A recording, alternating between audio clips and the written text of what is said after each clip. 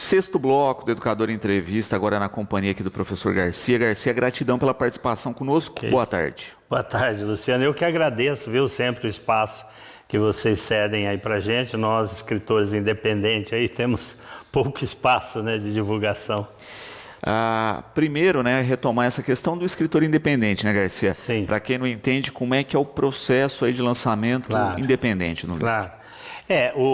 Começa, né, desde a produção do livro, que no geral você faz em Word, depois passa para PDF, sempre com a preocupação de conseguir o SBN, né? Agora a gente consegue direto na Câmara Brasileira de Livro, né? Antes a gente tinha intermediário aí, ficava mais caro, obviamente.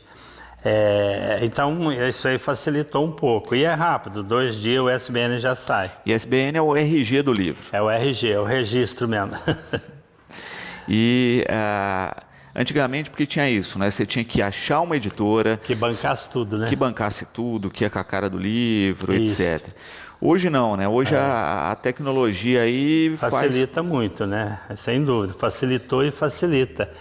Inclusive a divulgação, né, Luciano? Porque a grande mídia aí dificilmente dá espaço para a gente também. Né, IPTV, Clube, por exemplo, você não vê assim, hoje nós estamos entrevistando aqui um escritor independente e tal, não. Ou um escritor novato que está começando, né? Você não tem esse espaço. Então, o que é? É YouTube, Instagram, né? Face e por aí vai, né? E você começou com as publicações de matemática, foi isso? Praticamente as 4 primeiras, com exceção do Jaguareté, que ele estava um dos 4, né? Mas os outros 3 era tudo de matemática ou estatística, né? Que era as disciplinas que eu lecionava lá na ETEC, né? E a gente começou a ver isso, né? Se multiplicar plataformas que permitem a autopublicação. Sim. Eu tenho, além de estar no clube de autores, porque o interessante da clube é que eles têm um site próprio em Portugal e tem um outro site na Espanha. Então, você publicou lá, na mesma hora já fica lá nos 2 sites da Europa, né? Eles dizem lá, eu assim não consegui, assim, um tempo atrás eu até localizei alguns países, né? Mas eles falam que publicam, além desses 2, em 50 países. Preciso descobrir aí quais são. E a internet também fez um diferencial, que é esse sem dúvida. Acesso, né? Sem Porque dúvida. Antigamente também era isso, né? Você tinha que ir até a livraria, ter o contato físico. E o limite também, né? Porque a livraria, não sei se tem algum lugar engano, que fica 24 horas, não fica. Então, quando você põe numa plataforma, ela tá lá, os caras que entram às 2 horas da manhã, de vez em quando eu vejo algumas compras lá que é feita às 2 horas da manhã. Se o cara deve estar meio sem sono lá, tá a fim de ler, ver alguma coisa, vai comprar o livro. Perfeito. E é bacana também hoje que a gente tem, né, a história do livro físico. Sim. Né? E o digital também. E o digital. Né? Então você tem publicado também nas duas. Esses dias que foi não sei se foi ontem mesmo, que eu passei lá para, esqueci até o nome do programa lá, que você pega ele em DocX, né, transforma, e depois você publica lá junto com o livro físico. E é interessante também isso, né, como a gente vê que também tem tido uma crescente no formato digital. Também. Então, eu precisava ter olhado antes de vir aqui, não deu tempo. Então, eu chuto mais ou menos, se não for, é muito próximo disso, em torno de 1.700 livros vendidos, né? Mas desse aí, você pode calcular, 40% é livro digital. 60% ainda é o físico, né? Que eu acho importante também, né? Muita gente não gosta nem de ler no digital, prefere ler o livro físico mesmo. Muito bom. Até hoje, quantos já publicados? Você falou dos 4 iniciais, depois virou uma... Esse último aí que eu publiquei no domingo é o 33º, 33, né? 33 livros publicados. Perfeito. E quando você fala aí de saída, né, qual que é o campeão de vendas? Ainda é o Jaguareté, viu? Ele deve, assim... Eu precisava ter pesquisado lá, mas eu chuto mais ou menos de 140, 150 livros, o que eu acho bastante. Porque para as dificuldades que a gente tem de divulgar e de tudo mais, né? Agora esse, interessante, esse aí eu publiquei no ICLAP, ele já está mais barato, porque me parece que lá ele está por volta de R$40 na Clube, mas eu fiz questão de publicar lá. O ICLAP, ele está saindo por 28, quer dizer, já é um valor... E eu comprei 30, porque aí eu já estou fazendo assim, eu já vendi uns 10. Então eu ligo, passo um zap para um amigo, eu publiquei esse livro, você quer me ajudar? Ele está saindo por 20, o preço lá enfim, né, na plataforma é 28, ele está saindo por 22, porque eu consigo ter desconto. Desconto de autor. Perfeito. E aí eu sei que tem vendido, viu? Muito bom. Queria falar do Jaguareté. Falar primeiro do primeiro, né? Da primeira edição aí, do que trata o primeiro livro. Na verdade, eu queria contar um pouco a história de Batatais mesmo, um pouco assim as experiências políticas que a gente teve na época, né? Que eu fiz campanha para vereador, me elegi vereador, etc. Eu tentei evitar que ele não fosse assim panfletário, né? Mas às vezes pode ser que tenha saído um pouco. Mas assim, eu conto um pouco a história da cidade. Eu acho que aí essas relações de poder, né, que ocorrem nos médios e talvez por extensão até nos grandes também, né? Município você tem essa relação de poder, né? E que ela às vezes inclui às vezes alguns segmentos e exclui outros tantos, né? Então eu acho que o livro também ele acaba sendo esse último principalmente, acho que é umas denúncias nesse sentido. Perfeito. Mas aí você ficcionou isso ou não, né? Os nomes, as histórias são baseadas na realidade ou não? São retratos dessa realidade? Teve caso, por exemplo, eu citei meu nome, citei nome de vereadores, por exemplo, de candidatos, né? Por causa da história em si.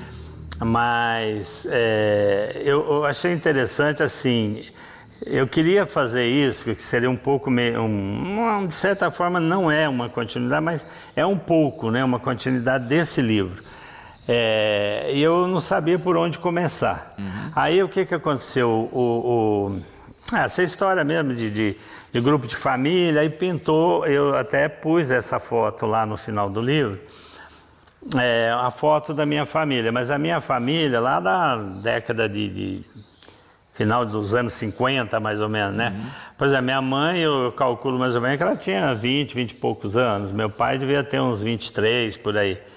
Então, eles estão... Tanto é que uma das netas, lá, a hora que viu a foto, falou, nossa, a avó tá linda, né? Como é que ela falou do vô? Tá pomposo.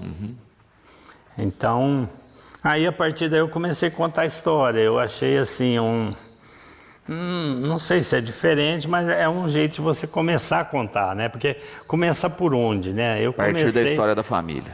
Comecei pela foto, né? E daí a história foi desenvolvendo. Aí pedi para fazer revisão, a revisora foi até muito rápida, porque inicialmente ela falou que ia me entregar na segunda, né? Que seria hoje. Mas ela me entregou no sábado. Aí no ICLAP eu já publiquei no sábado mesmo, mas no domingo eu já publiquei nas outras, né? E disso que a gente está falando, dessa velocidade hoje de publicação, né? Sim. Em um dia você já... Então, você quer ver? Tem um dado interessante, às vezes eu até comento com a minha esposa. Por exemplo, às vezes eu ponho no Instagram, ponho no Face... Eu tenho 3 contas no X, né, que é o antigo Twitter. Mas é incrível, pô, por exemplo, tá lá com 2 visitas, por exemplo, que eu acabei de publicar 2, 3 visitas. Você põe lá, de repente é 30, aí você volta lá, daqui a pouco já está com 50, 70 visitas. E com certeza, porque foi o último local que eu pus, né? Logo eu pus as primeiras, não tinha assim, né, muita visita. Então, eu gosto de divulgar no X por isso. Eu não sei se é o tipo de algoritmo aí. Eu não sei bem o que é. Eu sei que, enfim, dá um resultado, né? Em termos de visita, né? Perfeito.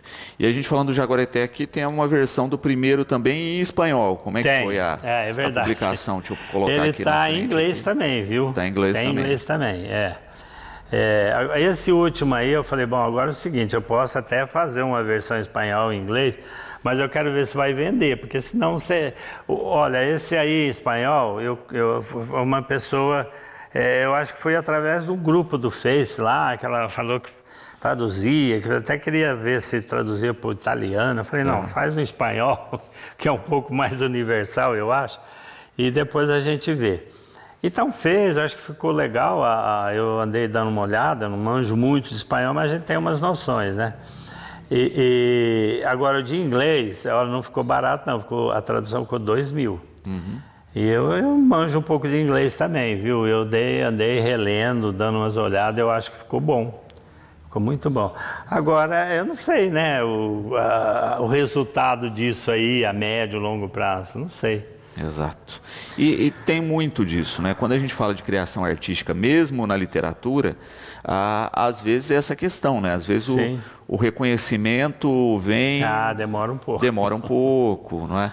Ou você tem a questão da bolha das redes de hoje, não é? Também. A gente viu, em função, há um tempo atrás, aí, de uma americana, né, que comenta livros. Sim, com o meu Machado de Assis. Achei Machado legal de Assis, aquilo lá. né, que começou muito bom. Leu Memórias Póstumas, fala muito bem do livro, depois leu Dom Casmurro. Estourou em venda, né? Estourou em venda, né? É um livro aí que já estava... Falar para ela, você não quer ler meu livro e comentar, não? Que já estava... São livros que já são consagrados, né, que tem uma história... mas que ela ajudou a projetar, né? A projetar de novo. O Dom Casmurro também é um que, nossa, ele já foi tese de mestrado, de doutorado, né? E aquela coisa, né? Capitu traiu, não traiu, é uma discussão que está até hoje, né? Exato. E um pouco dessa produção intensa aqui, a André, parabenizando o professor pela produção e falando a respeito dos livros de matemática, né? Já era material que você tinha, era uma questão de ver, assim, olha, interessante. Que foco, em que público esses livros têm? Não, então, você quer ver, por que de onde... Eu lembro que nós tínhamos um colega professor, na época, depois ele mudou até para Batatais, infelizmente faleceu, né, de boa memória. O professor Roberto, ele, na época, eu lembro assim, a gente trocava, né, umas experiências de sala de aula, essas coisas, e ele tinha, assim, uns rascunhos de umas coisas. Eu falava, assim, minhas aulas, eu costumo... Era até meio manuscrito, às vezes. Aí ele já falou, se você quiser, você pode dar uma olhada. E você sabe que foi a partir dali que eu falei, peraí, ele está fazendo isso? já tinha muito mais experiência, né, que a gente, no Toniel Mota, isso lá em Ribeirão. Aí eu falei, eu vou começar a escrever. Mas aí eu comecei meio que escrever manualmente também, né? Porque naquela época quase nem computador tinha, né? Aí quando eu vim para cá, e aí eu comecei a dar aula lá no Colégio Agrícola, aí eu já comprei o computador, aqueles primeirinho lá de um giga, sei lá, tela verde. Aquelas coisas. E aí eu comecei a digitar, fui digitando. E aí, por exemplo, para dar aula, o que aconteceu? É interessante a gente resgatar isso. Naquela, o que seria? Década de 70, sem precisar muito o ano, eu dava aula aqui no IESA, nisso eu lembro muito bem. Você não tinha livro para ensino médio, não existia, como tem hoje, né? Você procura aí coleções e às vezes volume único, que tem todo o conteúdo do ensino médio. Isso não tinha, assim, não é que não tinha, mas era caro pra caramba, né? Você pedisse, seria a mesma coisa hoje você pedir para um aluno comprar um livro de 120, 150 reais. Aluno de escola pública, é difícil, né? Aí eu falei, não, e eu preocupado em procurar, né? Às vezes a gente nem conseguia também, porque a situação era complicada, né? Você tinha o quadro negros, né? Era isso, os recursos que você tinha. Então eu produzi umas apostilas, né?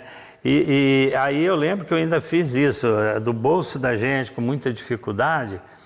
O que eu fiz? Aí eu fiz uma para o primeiro, uma para o segundo e uma para o terceiro, né? O terceiro ficou mais por último. Eu fiz tipo assim, 20 apostilas, sabe? 20 do primeiro, 20 do segundo, 20 do terceiro. Aí eu punho os alunos sentados em dupla, né? Porque não dava também para ter uma... Porque é tal história, a gente está falando assim, mas uma apostila dessa, você mandar o aluno fazer, era tipo R$5, né? Não era um um absurdo, mas para eles era difícil, eles não faziam, não é que também não queria, é porque a maioria não tinha condição de ter R$5. Então eu com dificuldade, né, eu fui juntando e pagando aos poucos também, pagando às vezes no cartão, né, porque você mandava fazer uma quantidade maior, tinha desconto. E então eu consegui, sabe, a partir daí aí eu tive assim como eu tenho por exemplo, você pega aí funções reais, é um conteúdo do 2º ano. Você pega às vezes geometria analítica que é um conteúdo do 3º. Tem números complexos, etc, aí que pega um pouco do 2º ano. Então eu tinha esse material, né? Tinha material digitado em forma de apostila. Foi, de certa forma, transformar isso em livro, né? E que acaba sendo interessante hoje para quem está prestando um Enem, um vestibular, claro. Um concurso público. Então, você vê que tem um aí que eu pus para concurso, tal, tem todo o conteúdo. Ó, ele é um livro... tem mais, acho que umas 300 páginas, precisa dar uma olhada aí, mas umas 300 para concursos páginas. Aqui, esse calhamaço aqui. É um calhamaço, parece um dicionário, né? Mas ele tem todo o conteúdo, um pouco lógico, resumido também, não é? Mas tem todo o conteúdo do ensino médio, quer dizer, se o aluno pegar isso aí e tiver noção também, né? Porque você vai estudar uma coisa que você não tem noção, fica difícil. Mas se você tiver uma noção, se for um aluno que teve lá o 1º, 2º, 3º, com conteúdo razoável que ele teve aí, e ele pegar e for um aluno dedicado, que ele se prepara muito bem para o Enem, para um concurso ou para um vestibular. Muito bom. Para encontrar os seus livros, inclusive o lançamento, né, Garcia, qual é o caminho mais fácil? Eu acho que é no Google, viu? Você digitar lá, livros do professor Garcia, vai aparecer tudo lá. É o jeito acho que mais fácil. Muito bom. Ou então entrar lá no Clube de Autores, né, e digitar o nome do autor lá, que vai aparecer também. Perfeito.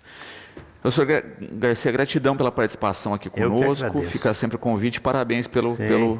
Não, eu agradeço. Por falar nisso, né, o 33º, esse dia até eu não estava comentando por telefone, minha esposa estava perto. Eu falei assim, esse é o 33º, eu acho que é o último, eu não vou escrever mais não, chega, estou cansado já. A minha esposa falou, o quê? Agora que nós reformamos a casa, fizemos um escritório, você vai escrever sim. Falei, bom, vou tentar, agora eu vou buscar inspiração, eu não sei onde, né, mas a gente vai achar. É isso.